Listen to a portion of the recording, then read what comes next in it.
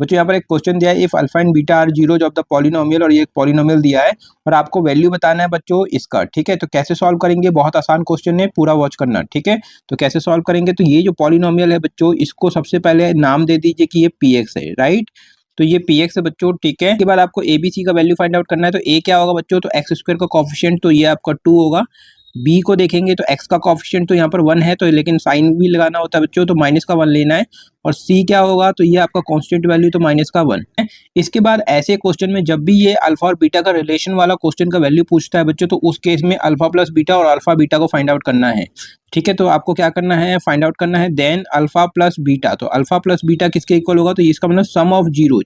तो सम of zeros का formula होता है माइनस का बी बाई ए, तो यही फॉर्मूला आपको यहाँ पे यूज करना है। तो माइनस और बी क्या है, तो ये माइनस का 1, और दो साइन एक साथ नहीं लगाएंगे, इसलिए यहाँ पर ब्रैकेट लगा देंगे, और डिवाइडेड बाई किससे करेंगे, ए से। तो ए का वैल्यू क्या है, 2 है। तो इसको सॉल्व करेंगे तो ये आपका 1/2 हो जाएगा। एंड करके आपको क्या करना है, अल्फा बीटा करना है। तो अल्फा बीटा क्या है, तो देखिए प्रोडक्ट ऑफ जीरोज, और इसका फॉर्मूला है सी बाई ए। तो सी देखेंगे क्या है, तो सी है माइनस का 1, तो आपको माइनस का 1 लिखना है, और डिवाइड करना है किससे, ए से। तो ए का वैल्यू है यहाँ पे 2, राइट। तो जब alpha plus beta find out हो गया, अल्फा बीटा भी फाइंड आउट हो गया।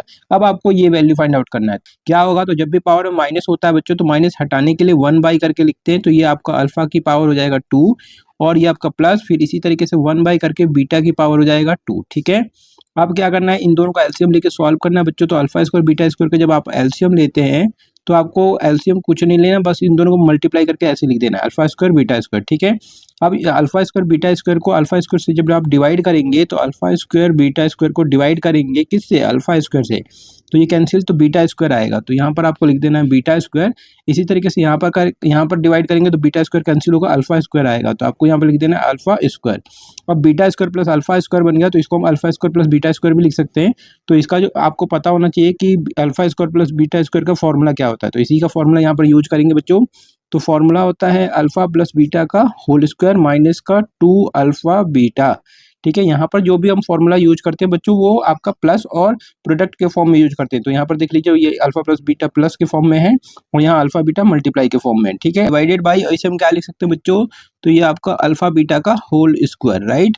अब अल्फा प्लस बीटा देखेंगे, तो यहाँ अल्फा प्लस बीटा है 1/2, तो आपको 1/2 का क्या कर देना है, स्क्वायर कर देना है, ये आपका 2, और अल्फा बीटा का वैल्यू, तो वैल्यू है माइनस का 1/2, तो यहाँ पर लिखना है माइनस का 1/2, डिवाइड करना है अल्फा बीटा का स्क्वायर। तो अल्फा बीटा क्या है, तो अल्फा बीटा माइनस का 1/2, तो यहाँ पर लिखेंगे माइनस का 1/2, वैल्यू पुट कर देंगे और उसका कर देंगे स्क्वायर।